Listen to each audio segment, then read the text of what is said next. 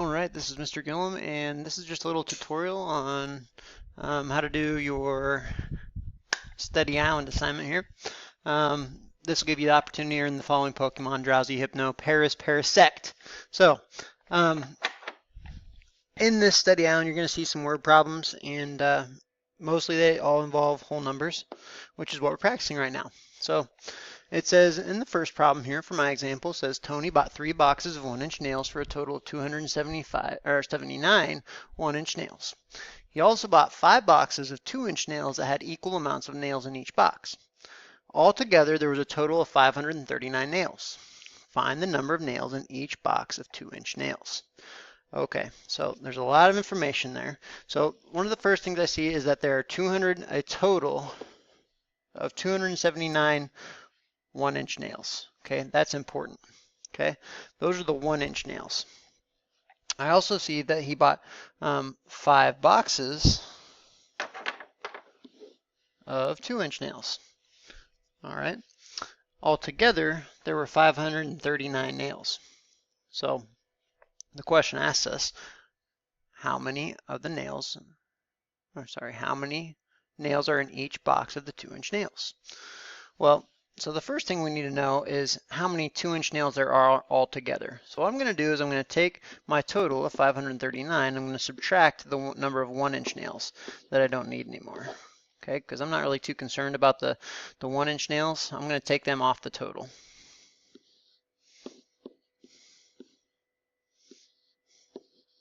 $260. So this tells me that there are 260 2-inch nails.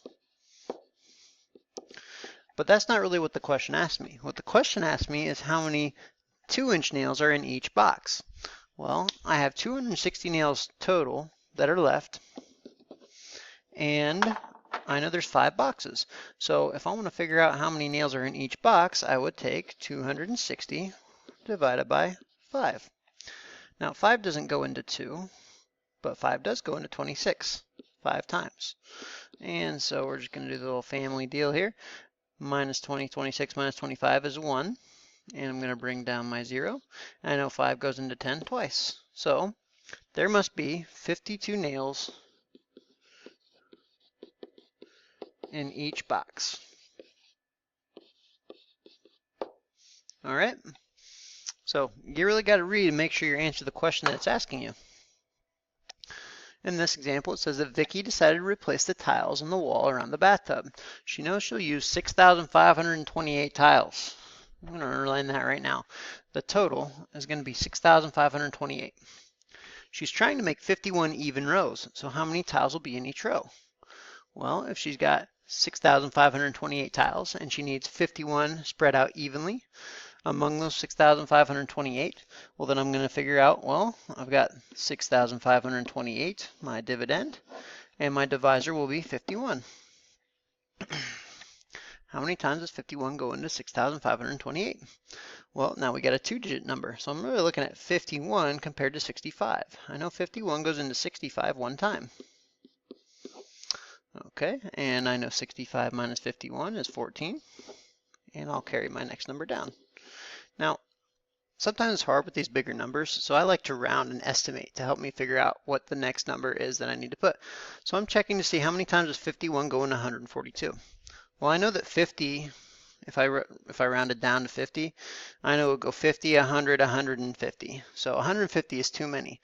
So my educated guess is that 51 will go into 142 twice. And I know that 51 times 2 is 102. So I'm going to subtract 102. And what I'm left with is 40. And I now have to bring down the 8. And so again, I like to estimate how many 50s would go into 408. Well, I know it goes 50, 100, 150, 200, 250, 300, 350, 400. So I was just counting on my fingers and you couldn't see me doing that, but I counted 8 times that 50 would go into 400. So I'm hoping that 51 times 8 will be just the right amount.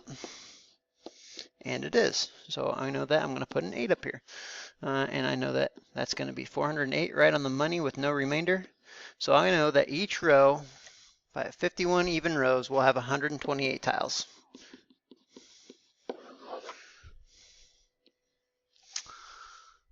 In this example, it says Mr. Jackson lengthened the fence along the back of his yard. Before he added 120 feet, the fence was 336 feet long. Before he added 120 feet, it was 336 feet long. That's going to be important. He divided the fence into 6-foot sections. How many 6-foot sections does he have now?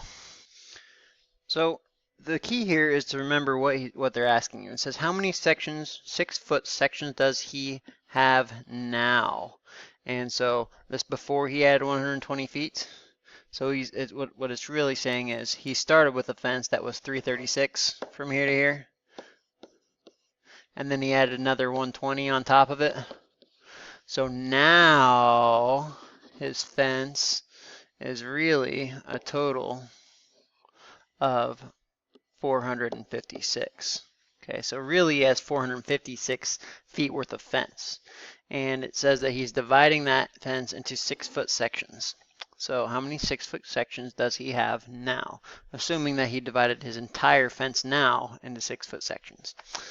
So make sure you read these problems carefully. They like to throw in little added steps for you. I have 456 feet total, and I need to divide it into 6-foot sections. So I'm going to say 6 goes into 45 7 times. 45 minus 42 is 3. And I bring down the 6, of course. 6 times 6 would be 36. And again, no remainder, so that's good. So I know that he must have 76 6-foot sections. I'm just going to put 76 sections.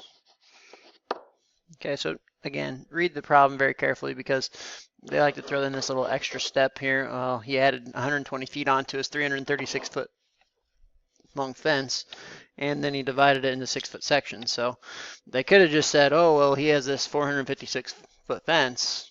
How many 6-foot sections are there? No, they had that extra step in there. So make sure you read the problem carefully. Finally, Julie sold 3 boxes of cupcakes for a total of $15, and 4 equally priced boxes of Danish, which is a type of donut, I think, some sort of pastry. She made a total of $31. Find the price of each box of Danish. Okay, so let's do this. Let's see how much of her money was actually spent on Danishes by getting rid of how much was sold on cupcakes. So she sold $15 worth of cupcakes, and they throw this extra number in here.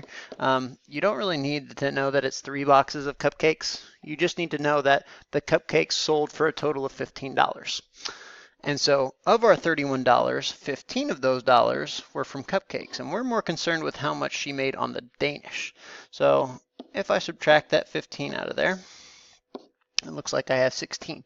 So I have $16 of money that I sold from Danish. And it's asking me how much each box cost.